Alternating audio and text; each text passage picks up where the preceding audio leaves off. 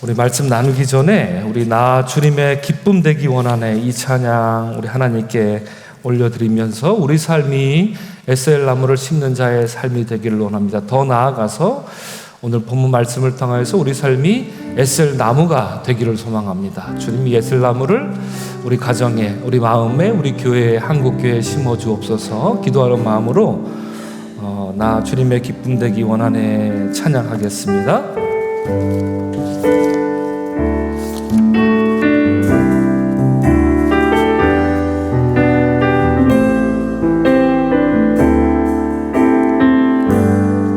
나 주님의 기쁨 되기 원하네. 나 주님의 기쁨 되기 원하네. 내 마음을 새롭게 하소서. 새 부대가 되게 하여 주사. 주님의 빛 비추게 하소서. 내가 원하는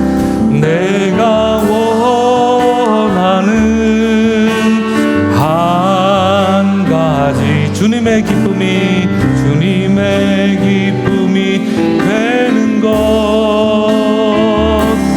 내가 원하는 한 가지 주님의 기쁨이 되는 것. 겸손히 내 마음 드립니다. 나의 모든 것 받으소서. 나의 마음 깨끗게 씻어주사. 주의 길로 행하게 하소서. 내가 원하는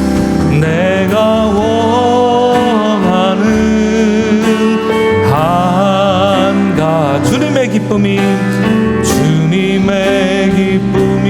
되는 것. 내가 원하는 한 가지 주님의 기쁨이 되는 것. 내가 원하는 한 가지. 내가 원하는 한 가지 주님의 기쁨이 되는 것. 내가 원하는 한 가지 주님의 기쁨이 되는 것. 주님의 기쁨이 되는 것. 주님의 기쁨이 되는 것. 한 번만 더. 주님의 기쁨이 되는 것. 아멘. 기도하겠습니다. 은혜 주님 감사합니다. 맥주 감사절을 준비하는 둘째 날 이 새벽 시간에 우리와 함께 하시고 우리를 초대하시니 감사합니다. 주여 아버지 하나님, 우리 삶을 돌이켜보니 지난 6개월간 하나님 우리의 울적한 마음에, 연약한 마음에, 넘어진 마음에 찾아오셨고 우리의 삶에 언제나 새 힘을 불어넣어 주셨으며 우리가 주님의 의로우신 팔, 강하신 팔을 의지할 수 있도록 은혜 베풀어 주셨던 놀라운 6개월이었음을 고백합니다. 오늘 이 시간 우리가 새벽 시간 둘째 날 하나님께 예배하며 또한 말씀을 사모합니다. 그랄 지역 땅으로 내려갔던 아브라함에게 어떤 일이 일어났는지, 아비멜렉을 만나 무엇을 얘기했고 무엇을 맹세했으며 무엇으로 계약을 세웠는지 우리가 말씀을 통하여서 깊이 깨닫게 하여 주시고 오늘 말씀 제목처럼 이 에셀 나무가 우리 영혼에 깊이 뿌리 내릴 수 있도록 인도하여 주시옵시고 우리 믿음의 가정마다 삶의 문제가 가득한 우리의 삶 속에 에셀 나무를 심고 에셀 나무를 잘 가꾸고 하나님의 놀라우신 은혜 가운데 충만히 거하는 믿음의 사람들 되게 인도하여 주시옵소서. 또한 우리 삶에 함께 하신 주님의 은혜를 잊지 않게 하시고 주님 곁으로 늘 언제나 가까이 나아가고자 마음으로 결단하는 오늘 이 시간 되도록 도와주옵소서. 감사하신 예수님 이름 받들어 축복하며 기도합니다. 아멘.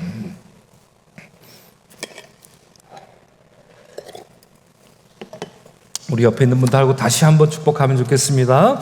에셀나무를 심으시기 바랍니다. 이렇게 인사 나누겠습니다. 에셀나무를 심는 여러분들이 되시기를 축복합니다. 에셀나무가 도대체 뭔데 자꾸 에셀나무를 심으라고 하나 그러실 수도 있겠는데요. 오늘 본문 말씀 우리가 지난 새벽 때 나눴던 말씀이라서 그때 함께 하셨던 분들은 무슨 어떤 내용으로 이제 이 말씀이 우리에게 들려지는지 잘 아시리라 생각합니다. 여러분, 우리가 알다시피 아브라함은 여러 지역에 이제 거주하며 살았죠. 처음에 하란 땅에 있다가 하란 땅에서 하나님의 부르심을 받고 이제 가나안 땅으로 왔었죠. 처음에 이제 거주하게 된 땅은 바로 헤브론이라고 하는 땅이죠. 우리가 잘 아는 마므레 상수리 나무 지역이 바로 거기입니다. 거기서 오랫동안 그래도 제법 살았죠. 거기서 이제 조카와 함께 있다가 조카와 헤어지기도 했고요. 조카 롯은 어디로 갔습니까? 소돔 땅으로 갔다. 그죠? 자기 눈에 보기에 좋은 땅으로, 물이 넘치고 한 그런 땅으로 갔다라고 우리가 알고 있는데, 우리가 바로 오늘 본문 말씀이 나오기 바로 전에 어떤 일이 있었습니까? 창세기 20장에 보면 바로 그 조카 롯이 거주하는 그 롯 땅이 하나님으로부터 심판을 받는 그런 내용이 나옵니다.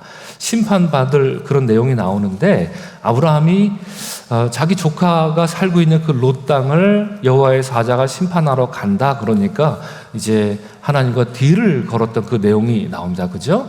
몇 명 의인이 있으면 살려주시겠습니까? 얘기하죠. 50명부터 시작해서 디스카운트가 점점 들어가는 거죠.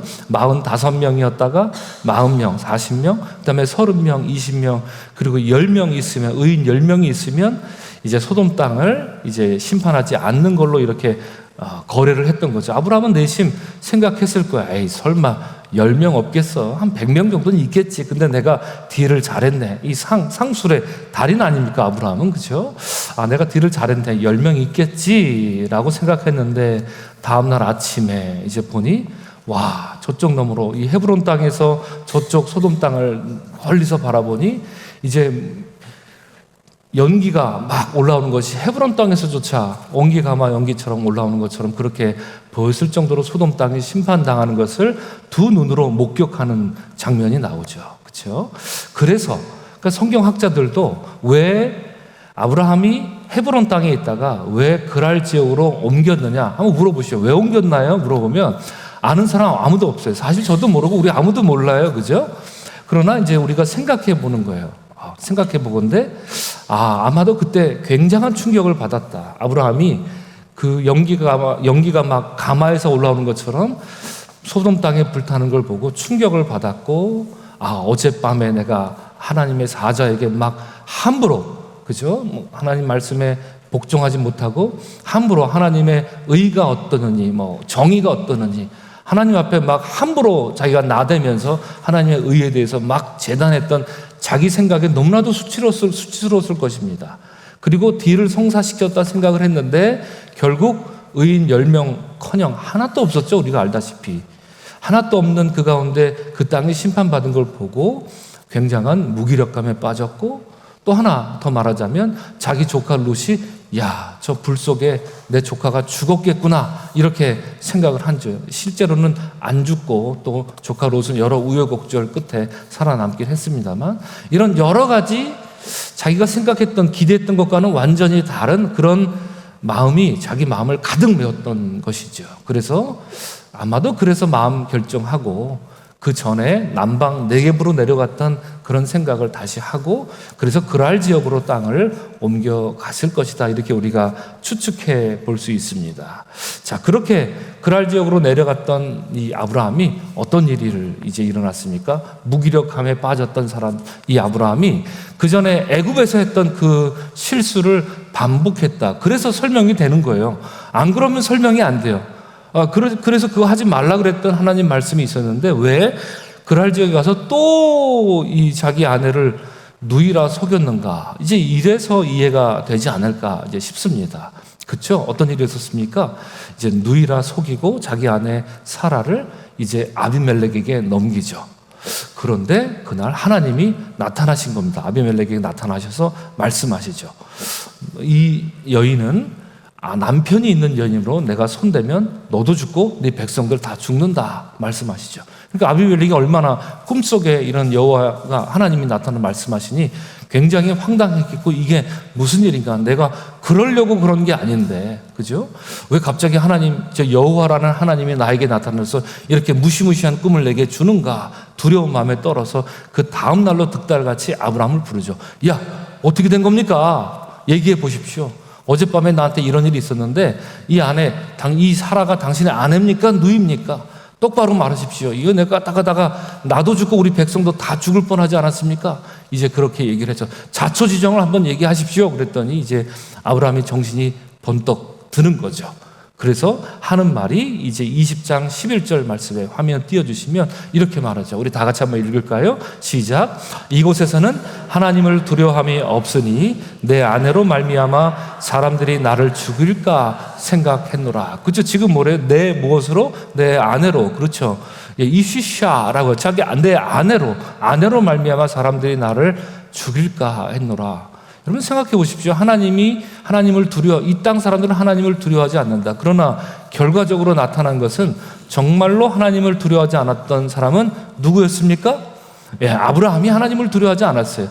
이 땅을 대표하는 그랄 지역을 대표하는 아비멜렉은 득달같이 하나님이 꿈에 나타나자마자 의심할 것도 없이 하나님을 두려워서 벌벌벌벌 떨잖아요. 그죠? 그러나 하나님에게 익숙했던 아브라함은 또다시 자기 마음대로 하나님을 생각하는 거죠. 하나님을 두려워하지 않았던 겁니다. 왜 그렇습니까?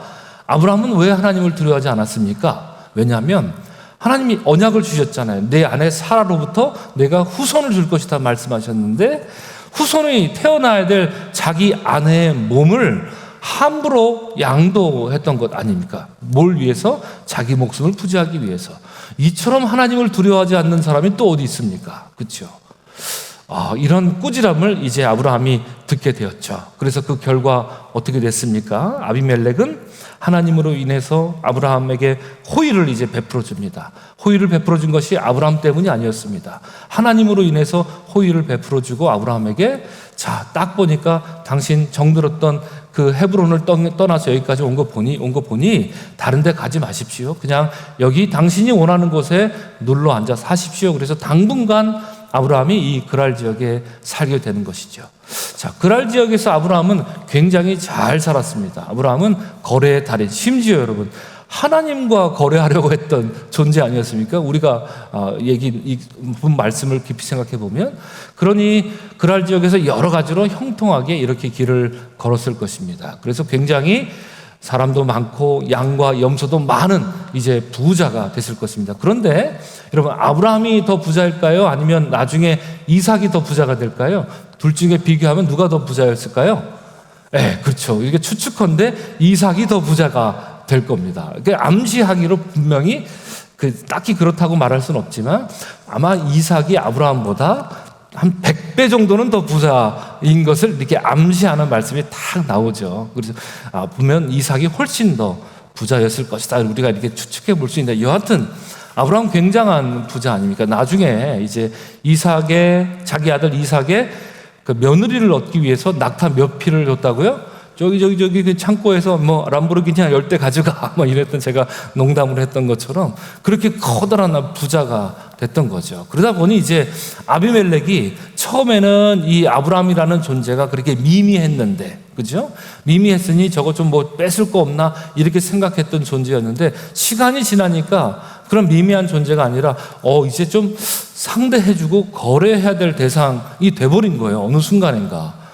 그러니까 이제 오늘 본문 말씀은 바로 그런 상황에서 이 아비멜렉이 군대 장관 비고를 데리고 함께 아브라함을 찾아갑니다. 군대 장관이 정확히 어떤 직책인지 우리가 알 수는 없지만 군대 장관을 데리고 갔다라고 하는 말 자체가 무엇을 위해 데리고 갔을까요? 분명한 확실한 거래, 확실한 조약을 맺기 위해서 같다. 우리가 그렇게 알 수 있습니다. 그래서 만나자마자 이제 아비멜렉이 아브라함을 향해서 저 위대한 축복의 말을 하죠. 어떤 말씀입니까?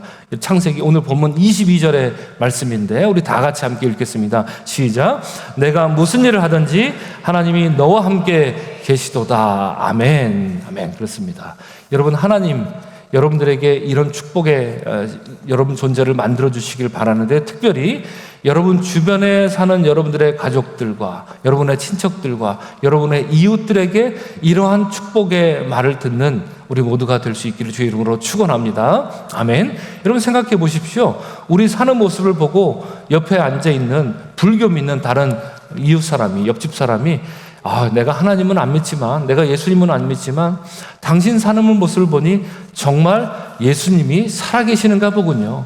당신 하나님 믿는 걸 보니까 정말 하나님은 선하신 분이시군요.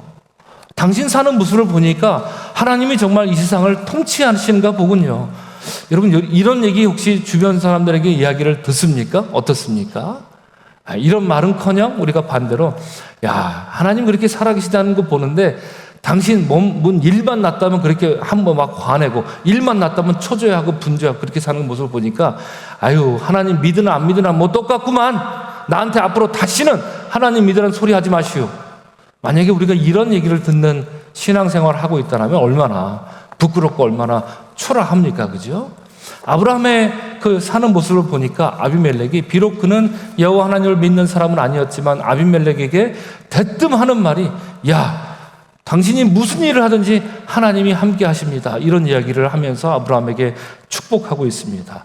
여러분, 이러한 아브라함이 받은 이 칭찬이 여러분을 향한 칭찬이 될 수 있기를 다시 한번 주님의 이름으로 축복합니다. 아멘. 여러분, 세상을 사는, 제가 즐겨 쓰는 표현인데 두 가지 삶의 원리가, 신앙의 원리가 있을 것 같아요. 첫 번째는 겸손하게 살아야죠. 두 번째는 당당하게, 그죠? 겸손하지만 당당하게 사는 것, 이것이 그리스도인들이 세상을 사는 방법이다, 원리다 생각하는데, 여러분, 겸손하게 세상 사람들을 대하지만 당당하게 빛의 자녀로서 사는 그런 넉넉한 마음이 우리에게 있어야 할 줄로 압니다. 자, 이에 이제 조약을 체결합니다. 그죠? 아비멜렉이 요구한 대로 아브라함이 그 이야기를 들어줍니다. 그래서 조약을 체결하는데 그 말씀이 23절부터 24절까지 말씀이 있습니다. 우리 다 같이 한 목소리로 한번 읽으면 좋겠습니다. 시작. 너는 나와 내 아들과 내 손자에게 거짓되이 행하지 아니하기를 이제 여기서 하나님을 가리켜 내게 맹세하라. 내가 내게 후대한 대로 너도 나와 내가 머무는 이 땅에서 행할 것이니라. 아브라함이 이르되 내가 맹세하리라, 이렇게 말합니다. 여러분, 아브라함에게 정직을 요구하고 있어요. 그죠? 아비멜렉이 거꾸로 아브라함에게 정직, 내가 너에게 후대한 것처럼 당신도 나에게 후대해 주십시오. 이렇게 말할 정도로 아브라함의 존재감, 영향력이 막강해졌다 하는 것을 우리가 이 본문 말씀을 통해서 알 수가 있죠. 자, 그래서 이제 아브라함과 이제 아비멜렉 사이에 조약을 성립합니다. 여러분, 계약을 세운다, 우리가 이런 표현을 쓰죠. 그죠? 계약을 세운다. 근데 히브리 말 원어로 보면 계약을 어떻게 한다? 혹시 기억나시는 분 있으십니까? 계약을 세운다, 이 말이 히브리 원어로 보면 계약을 어떻게 한다? 제가 스타벅스 커피 한 잔 한번 걸어볼까요? 계약을 세운다는 말은 계약을 어떻게 한다? 계약을 쪼개는 겁니다. 커피 한 잔 날아갔습니다. 계약을 쪼갠다, 이런 표현을 쓴다 말씀을 드렸어요. 근데 왜 계약을 쪼갠다라는 표현을 쓴다 말씀드렸습니까? 왜냐하면 계약을 세울 때 짐승을 쪼개니까, 짐승을 쪼개면서 계약을 세우기 때문에 그렇죠. 이제 그래서 계약을 세웁니다. 이를 위해서 양과 소를 가져옵니다. 그게 27절 말씀인데 이렇게 말합니다. 아브라함이 양과 소를 가져다가 아비멜렉에게 주고 두 사람이 서로 언약을 세우니라, 이렇게 말하죠. 그래서 이제 계약이 체결됩니다. 그래서 우리가 계약을 쪼갠다, 언약을 쪼갠다, 이렇게 말하면 창세기 15장이 저절로 떠올리면서 양측 간에 이제 횃불 언약, 이제 우리가 나눴던 것처럼 그 피의 언약을 우리가 추측해 볼 수 있습니다. 아비멜렉과 아브라함이 한 사람씩 서로 계약을 쪼개는 가운데 이제 내가 이 언약을 어기면 내가 당신한테 맞아 죽어도 쌉니다. 내가 저 짐승처럼 죽어도 됩니다. 이렇게 이제 언약을 세우는 그런 내용이 오늘 본문에서 분명히 이루어졌을 것입니다. 그러면 계약이 다 끝났는데 거기서 끝이 아니죠? 자, 지금까지는 누가 주도권을 가지고 있었습니까? 아비멜렉이 주도권을 가지고 아비멜렉이 하자는 대로 이렇게 그렇게 하겠다, 그렇게 하겠다, 네가 맹세하라, 그러니까 내가 맹세하겠다, 이렇게 대답하죠.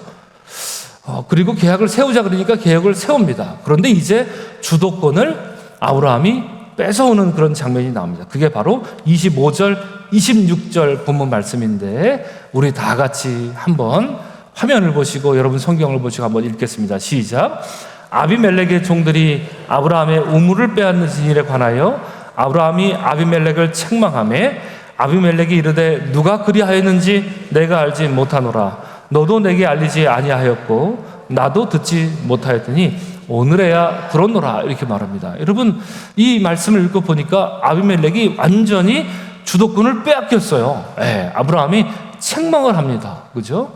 아비멜렉을 책망을 하니까 이제 얼굴이 붉어지면서 어쩔 줄을 몰라 합니다. 왜 나한테 미리 말을 안 했습니까? 그러면서 어쩔 줄을 몰라서 내가 오늘 당신이 얘기해서 이제 알았습니다. 이렇게 말하죠. 주도권을 완전히 이제 아브라함이 가지고 왔습니다.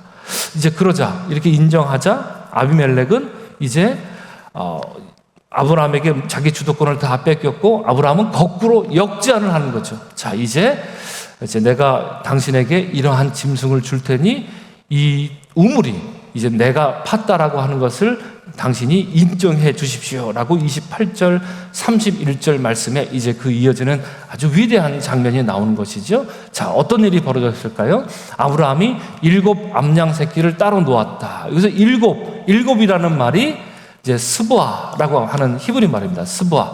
자, 부엘, 스보아. 부엘쉐바라는 말이 스보아, 7이라는 말에서 왔다라는 것이죠. 아브라함이 7 암양 새끼를 따라 놓고 아비멜렉이 아브라함에게 이르되 이 7 암양 새끼를 따로 놓으면 어떤 일입니까? 이렇게 말하죠. 그러자 아브라함이 이르되 너는 내 손에서 이 암양 새끼 7을 받아서 무엇으로 삼으라? 우리 노란 글씨를 다 같이 한번 읽겠습니다. 시작. 내가 이 우물 판 증거를 삼으십시오. 이렇게 말합니다. 그리고 그렇게 그대로 이양이 되죠. 그리고 두 사람이 거기서 서로 맹세하였다. 그것을 이름하여 무엇이라 부릅니까? 부엘쉐바라 부릅니다. 부엘쉐바라고 하는 이름은 오늘 본문에 나오는 아브라함으로부터 그 이름이 연유하기도 하고 이제 우리가 이번 주에 바라볼 창세기 26장에서 부엘쉐바라는 이름이 또다시 한 번 더 이제 그 기원이 거기서 나옵니다. 그래서 부엘쉐바라고 하는 이름의 기원은 두 가지 의미가 있습니다. 하나는 아까 말한 것처럼 7, 스보아, 부엘은 무슨 뜻이죠? 우물, 샘물 뜻이잖아요. 부엘이긴 부엘인데 7 마리 암양을 줬다라는 그런 의미로 부엘쉐바라는 그런 의미를 가지고 있고요. 그런데 맹세라는 말도 역시 쉐바라는 뜻입니다. 그러니까 이게 7 마리 암양을 가지고 맹세한 곳이었기 때문에 부엘쉐바다. 그러니까 맹세한 우물이기 때문에 빼도 박도 못한다라는 얘기죠. 이것은 이제 이름을 지은 내 것임을 당신이 인정하십시오. 아브라함이 이제 아비멜렉에게 이러한 위대한 부엘쉐바의 맹세를 얻게 된 것입니다. 자, 그러면 여러분, 이 부엘쉐바는 이후에 어떤 의미가 있습니까? 우리가 에셀 나무를 알기 전에 이 부엘쉐바에 대해서 먼저 알 필요가 있죠.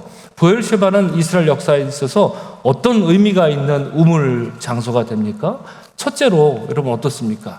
이 부엘쉐바는 이스라엘 국경에 어디에 경계가 됩니까? 남쪽 국경에 경계가 됩니다. 그래서 사무엘서나 열왕기서에서 이스라엘의 국경을 얘기할 때 어디서부터 어디까지? 북쪽은 어디까지죠? 단, 남쪽은 어디죠? 부엘쉐바까지. 그 경계가 지어집니다. 그래서 어떤 시대이든지 간에 이스라엘 백성들은 자기들 머릿속에 뭔가 남아있는 거예요. 흔적이 남아있는 거예요. 그죠? 우리나라로 치면 저 한라산에서 한라에서 백두까지 우리가 이렇게 말하잖아요. 그래서 어떤 순간이 있어도 저 백두는 우리나라 땅인 거죠. 그죠? 네. 이 남까지 내려오면 안 돼. 거기는 우리나라 땅이야. 그죠? 한라부터 백두까지 이것이 우리 민족에게 이렇게 남아있는 우리의 영토, 고유 영토인 것처럼 이제 이스라엘 백성들에게는 이제 그것이 머릿속에 각인되어 있는 아주 위대한 사건입니다. 남쪽의 영령 이스라엘 하나님의 땅 약속의 땅에 경계를 짓는 남쪽 최남단 경계가 바로 브엘쉐바였다라고 하는 것이죠. 더 큰 의미가 있죠. 어떻습니까? 이 아브라함이 그래서 이 브엘쉐바에 살게 되죠. 오늘 본문 이후로, 그죠? 자, 처음에 하란 땅에 살던 아브라함이 헤브론 땅으로 왔다가 헤브론 땅에서 그랄 지역으로 갔다가 브엘쉐바라고 하는 특정 지역을 이제 일구고 살아가는 거죠. 자, 아브라함만 그랬나요? 그렇지 않죠. 나중에 그의 아들 이삭도 그랄 땅에 헤브론 땅에 거주했다가 그랄 땅에 거주했다가 또 브엘쉐바에서 또 살죠. 또 이삭만 그렇습니까? 아닙니다. 그의 아들 야곱도 그렇게 되는 거죠. 자, 제가 지금 누구 얘기했습니까? 아브라함, 이삭, 야곱을 얘기했습니다. 그러므로 하나님의 언약 백성의 3대 시조, 우리가 이렇게 부르는 사람들 아닙니까? 아브라함과 이삭과 야곱이 바로 이 브엘쉐바의 그 우물물을 마시면서 하나님의 언약 사건을 기억하면서 이 땅에서 하나님께 제단을 쌓았던 것, 바로 그 장소, 그렇죠? 브엘쉐바는 하나님의 언약의 장소이자 믿음의 백성들이, 언약의 손조들이 예배를 드렸던 예배 처소가 되었다라고 하는 것, 이 얼마나 놀라운 일입니까? 바로 그 장소를 언제 얻은 거죠? 바로 오늘 본문 말씀에서 얻게 된 거죠. 그렇죠? 자, 우물 하나 손에 넣는 건 이건 굉장히 중요한 일이다 말씀드렸습니다. 고대 유목 사회에서 우물물 뺏고 빼앗기는 일들이 많았죠. 아브라함에게도 이런 일이 있었지만 그 이후에 또 누구에게 본격적으로 이런 일이 일어납니까? 이삭에게 그 일이 일어납니다. 그래서 이삭은 본문에 나온 것만 놓고 보더라도 우물을 몇 개를 파죠? 3개를 더 팝니다. 3개를 더 파는데 첫 번째, 두 번째 우물 이름이 무슨 뜻입니까? 갈등이라는 뜻이 있고 그 다음에는 대적이라는 뜻이 있습니다. 그렇죠?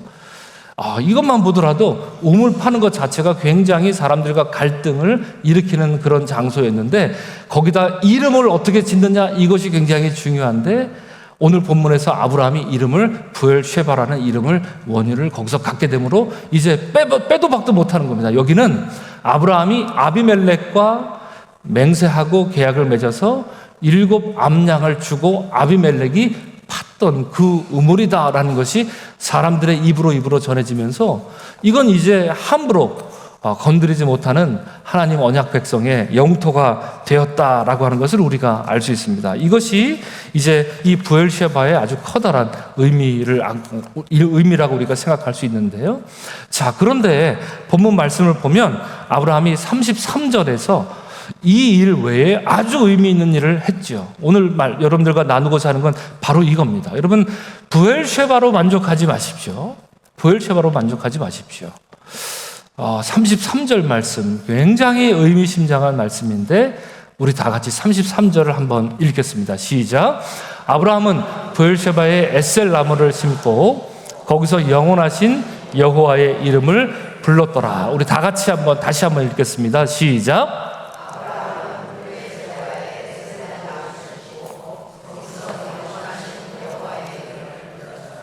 아멘. 그렇습니다. 어떤 나무를 심었다고요? 에셀 나무를 심었다라고 말합니다.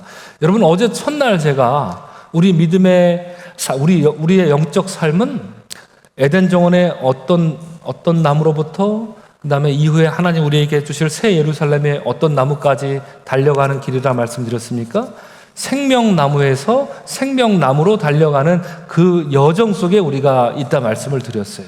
그 여정 속에 있는데 우리 삶 속에 생명나무가 없죠. 사라졌죠. 에덴 정원을 우리가 상실하면서부터. 그렇기 때문에 하나님은 선지자들을 보내셨고 또 말씀을 통하여서 우리에게 끊임없이 그 생명나무를 가리키고 그 생명나무의 방향을 가리키는 그 나무들을 우리에게 주셨는데, 그죠? 오늘 본문에 나오는 나무, 어제는 어떤 나무였죠? 상수리 나무였습니다. 상수리 나무는 그 나무 자체로 보면 그냥 우상숭배의 나무입니다. 그죠? 예, 우리나라로 치면 어떤 나무랑 비슷하다 그랬습니까? 성황당과 비슷한 거예요. 성황당이 만들어지는 그런 장소.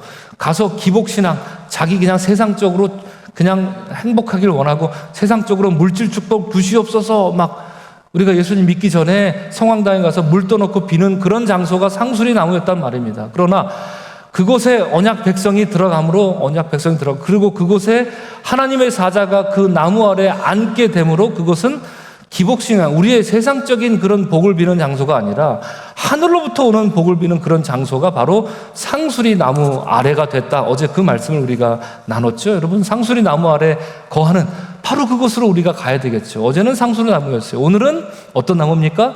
에셀 나무입니다. 자, 브엘세바 이 우물을 얻자마자 아브라함은 에셀 나무를 거기에 심었다. 이것이 상징하는 바가 크죠. 자, 이 지역에 브엘세바는 생명수라고 한다면, 그러면 에셀 나무는 한 쌍을 이루지 않습니까? 무엇을 의미할까요? 생명나무가 되는 겁니다. 그죠? 생명수가 흐르는 곳에, 샘 솟는 곳에 생명나무를, 지금 에셀 나무로서 아브라함이 생명나무를 그 옆에 심었던 거죠. 그리고 하나님을 뭐라고 부르죠? 영원하신 여호와, 이렇게 부릅니다. 우리 한번 따라합니다. 엘 올람. 크게 따라합니다. 엘 올람. 그렇습니다. 엘 올람의 하나님입니다. 우리 엘 샤다이의 하나님 뭐 이런 건 잘 아는데 엘 올람은 좀 낯설죠, 그죠? 영원하신 여호와, 엘 올람이죠. 엘 올람.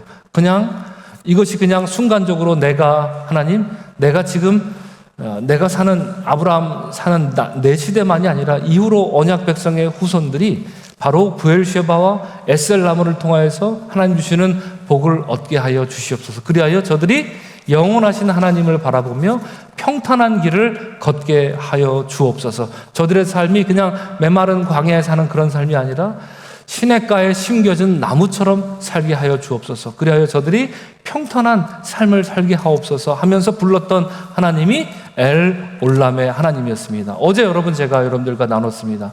평탄한 길을 걷는 사람, 성경에서, 구약 성경에서 하나님 가장 복된 사람의 삶을 가장 잘 나타낸 성경 말씀 어디라고 말씀 나눴습니까? 시편 1편의 1절부터 3절까지의 말씀이었습니다. 우리 다 같이 화면을 한번 보시고 다시 한번 이것을 상기하면 좋겠습니다. 다 같이 읽겠습니다. 시작.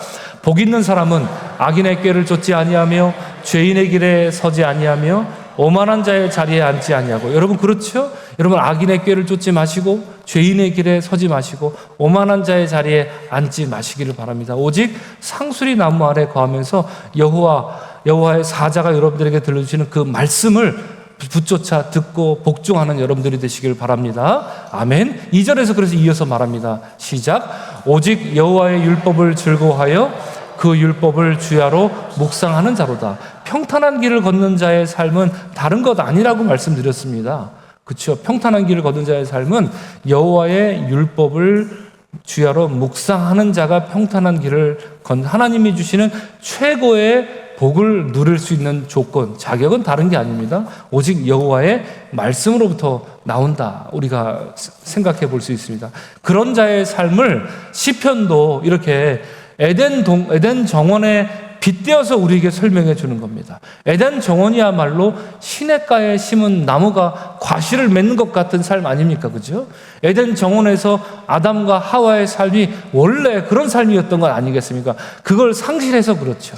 그러므로 그걸 회복하는 자의 삶은 다른 게 아니라 여호와의 말씀을 주야로 묵상하는 자, 그리하여 상수리 나무 아래서 하나님의 말씀을 듣는 자, 청종하는 자입니다. 그래서 악인의 꾀를 쫓지 않고 죄인의 길에 서지 않고 오만한 자의 자리에 앉지 않는 자, 겸손히 앉는 자, 바로 그런 자가 하나님 너에게 평탄한 길을 주는 자의 삶이다 말하고 있습니다. 우리 3절 말씀 다 같이 한번 마지막으로 읽겠습니다. 시작.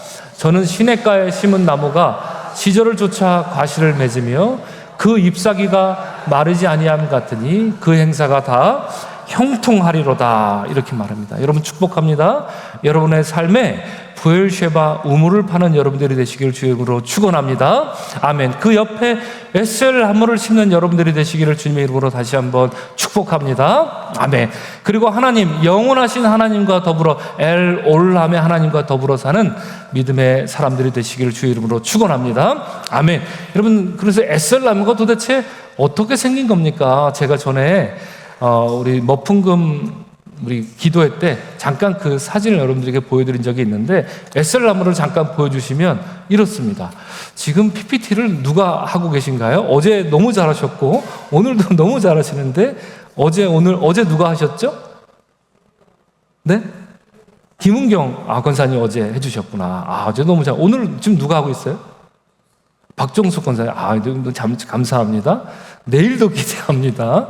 이 새벽에 PPT 띄우는 게 참 너무 힘들고, 제가 그리고 원고를 안 드리고 성경 본문만 들었는데 잘 따라오시면서 하나씩 어제도 착착착 올려주시더니 오늘도 착착착 모자람도 없이 남음도 없이 지금 잘 올려주고 계십니다. 여러분, 우리 교회 권사님들 PPT 올리는 실력이 이렇습니다. 여러분 꼭 축복해 주시길 바라고요. 저게 에셀나무인 거죠. 자, 에셀나무 보십시오. 저 광야에 밑에 뭐가 이렇게 딱 생깁니까? 그늘이, 쉐이드가 쫙 이렇게 깔리지 않습니까? 여러분이 저 광야를 걷는 사람이라고 한다면 저기 찾아가고 싶겠어요? 안 찾고 싶겠어요? 당연히 찾고 싶습니다. 제가 이래봬도 에셀나무를 만져본 사람입니다. 성지순례 가서 만져봤어요. 저게 제가 딱 봐도 저게 아브라함이 심은 그 에셀나무 같아요. 근데 말을 안 해주네. 그래서 제가 가서 한번 만져봤어요. 이거 에셀나무인가? 그러면서 이렇게 만져봤어요. 그랬더니 목사님 그거 어떻게 하셨어요? 그래서 아니 이 모양새가 생김새가 그런 것 같습니다. 그래서 목사님 이거 보십시오. 그러면서 이파리를 따서 저에게 딱 주시는 거예요. 목사님 이거 보세요. 이파리 만져보세요. 이게 약간 푸석푸석합니다. 이게 왜 그래요? 그랬더니 이 나무는 이파리가 염분을 물고 있어요. 그러시더라고요. 설명해 주시는데 염분을 물고 있다 보니까 이 나무가 물기를 쫙쫙 빨아들인다라는 얘기죠. 그러니까 저 나무가 심겨진 곳으로는 물길이 이렇게 쫙쫙 난다라는 얘기예요. 그죠? 그리고 기가 막히게 물길을 찾아가기 때문에 뿌리가 아주 깊게 내려간다라는 거죠. 아무나 심는다고 저게 저렇게 자라는 게 아니라는 얘기입니다. 뿌리를 깊이 내리는 에셀나무만 자랄 수 있는 것이죠. 그리고 여러분 또 한 가지 제가 설명 드린 게 있어요. 무슨 설명? 그래서 목사님 여기에 낮에 한낮에 햇볕이 뜨거워도 제 에셀나무 아래 딱 앉아 있으면 다른 데보다 굉장히 체감 온도가 1도, 2도는 훨씬 낮습니다. 왜요? 그늘 아래에 왔다고요? 다른 그늘에 비해서도 훨씬 낮습니다. 낮아집니다. 왜 그래요? 그랬더니 이제 그 얘기입니다. 그렇습니다. 아침에 에셀나무는 이 물기를 잘 빨아들이기 때문에 이른 아침 시간이 되면 저 에셀나무에 물기가 이슬에 맺힌다라는 거예요. 이 광야에. 여러분 광야에 이슬 맺히는 거 본 적 있으십니까? 저는 많이 봤죠. 미국의 호피에 살면서 이슬 맺힙니다. 그런데 다른 데는 안 맺혀도 에셀나무에는 이슬이 맺힌다는 얘기입니다. 아침에. 그래서 아침에 맺혔던 그 이슬이 이제 온도가 올라가고 해가 뜨잖아요. 그러면 그게 이제 증발하면서 이 대류 현상이 저 에셀나무 아래로 이렇게 흐른다는 겁니다. 그래서 다른 그늘 아래에 있는 것보다 에셀나무 그늘 아래에 거할 때 훨씬 더 시원하게 거한다라는 것이죠. 그래서 사람들이 저 에셀나무 아래 거하기 위해서 저 멀리로부터 에셀나무를 발견한 사람들은 저기다, 그죠? 이 뜨거운 뙤약으로부터 우리에게 구원을 가져다 줄 장소가 저기 있다. 그래서 유목민들이 에셀나무를 그렇게 즐겨 찾고 에셀나무 아래 거하는 것을 최고의 낙으로 여겼다라는 얘기죠. 에셀나무는 바로 그런 곳입니다. 여러분, 우리 교회가 추구하는 목표가 있습니다. 어떤 교회가 되기를 원합니까? 이 앞에도 써 있는 것 같습니다만 무엇이죠? 머물고 싶은 풍경입니다. 그렇죠? 머물고 싶은 풍경. 여러분, 광야에 사는 사람들에게 최고의 머물고 싶은 풍경, 꼽으라고 한다면 주저하지 않습니다. 최고의 풍경은 일단 뭐가 있어야 됩니까? 물이 있어야 돼요. 마실 물이 있어요. 부엘셰바 같은 물이 있어야 되죠. 갔더니 아무 물이 없으면, 여러분, 샘물을 줄 수 없으면 그건 오아시스라고 할 수 없죠. 오늘날 교회가 어떻습니까? 정말 세상 사람들이 원하는 물을 주는 그런 교회가 되고 있습니까? 어떻습니까? 정말 세상 사람들에게 줄 생수를 공급하는 그런 교회인가요? 어떻습니까?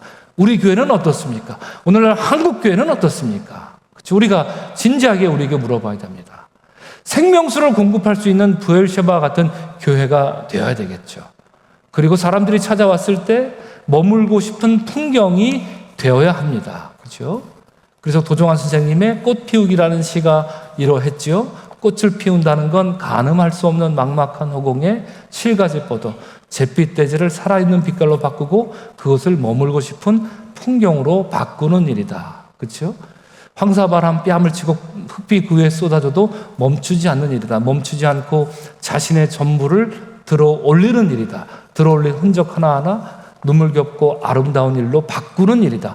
봄날에 개나리 꽃이 그러하다. 이것이 머물고 싶은 풍경이 되어가는 과정이다. 오늘 본문 말씀 우리에게, 우리 교회에게, 여러분의 믿음의 가정에게 묻고 있습니다. 당신의 가정은 부엘셰바가 있습니까? 부엘셰바 우물이 있습니까? 당신의 가정은 에셀 나무가 심겨져 있습니까? 당신의 가정에서는 엘 올람, 영원하신 하나님 한 분만 붙들고 살고 있습니까? 우리에게 묻고 있습니다. 오늘날 한국교회에 묻고 있는 거죠. 한국교회는 정말 부엘셰바입니까? 에셀 나무가 심겨져 있습니까? 정말 영원하신 하나님만 바라보고 삽니까? 아니면 눈에 보이는 세속적인 그런 신을 바라보고 살고 있습니까? 우리에게 묻고 있는 것이죠. 오늘 여러분 축복합니다. 여러분의 삶 속에 부엘셰바의 샘물이 철철 넘치는 믿음의 삶을 사시기를 주의 이름으로 축원합니다. 아멘. 거기에 에셀 나무를 심는 여러분들 되시기를 다시 한번 주의 이름으로 축원합니다. 바로 그곳에서 엘 올람 영원하신 하나님을 부르며 살아나가는 여러분의 믿음의 삶이, 믿음의 가정이 되기를 주의 이름으로 축복합니다. 아멘. 네. 우리 시간에 함께 찬양할 텐데요. 우리 서강 찬양 38번에 있을 겁니다. 광야에 핀 꽃들아, 이 찬양 함께 부를 텐데요. 제가 이렇게 곡을 쓴 거긴 하지만 오늘 본문에 제일 잘 어울리는 찬양이 아닐까 싶습니다. 우리 가사를 깊이 생각하면서 주여 우리의 삶이 광야에 핀 꽃 한 송이 에셀 나무와 같이 자라게 하여 주옵소서. 그래야 우리 삶이 머물고 싶은 풍경이 되기를 소망합니다. 바라는 마음으로 함께 찬양하겠습니다.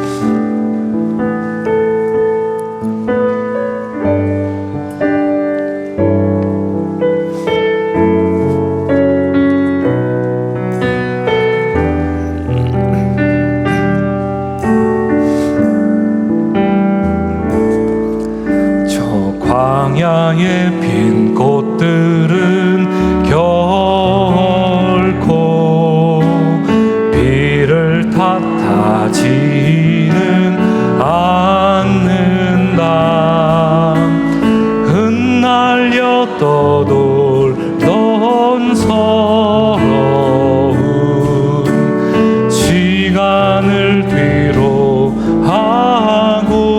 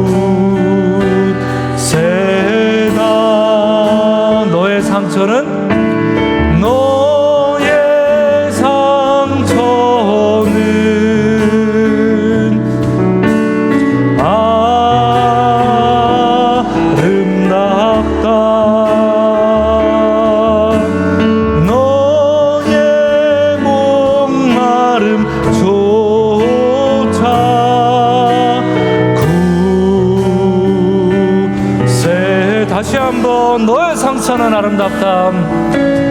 너의 상처는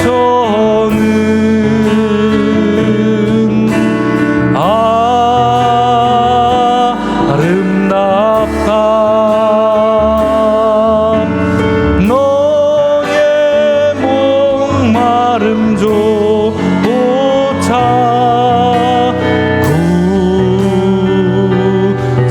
다시 한번 너의 상처는 불 꺼주시기 바랍니다. 너의 상처는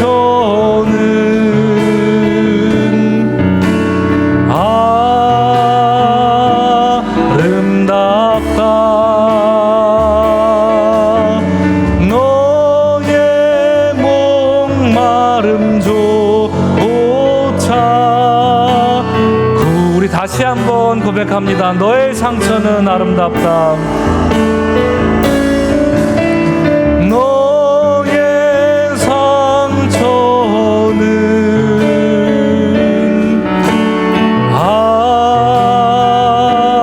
아름답다. 너의 목마름 조차 굳세다. 상처는 별이 되고 상처는 별이 되고 목마름은 줄기 곧게 올리리니 광야에 핀 꽃들아. 우리 반주해 주시고요. 우리 반주에 맞추어서 처음부터 반주가 연주되는 동안에 여러분 우리 조용한 마음으로 하나님께 기도하며 나아가겠습니다. 주여 내 삶에 부엘셰바를 주옵소서. 내 삶에 에셀나무를 심게 하옵소서. 내 삶에 엘올람 영원하신 하나님을 부르게 하옵소서. 우리 조용히 그렇지만 소리 내어서 주님께 기도하며 나아가겠습니다. 기도하겠습니다. 은혜의 주님 감사합니다.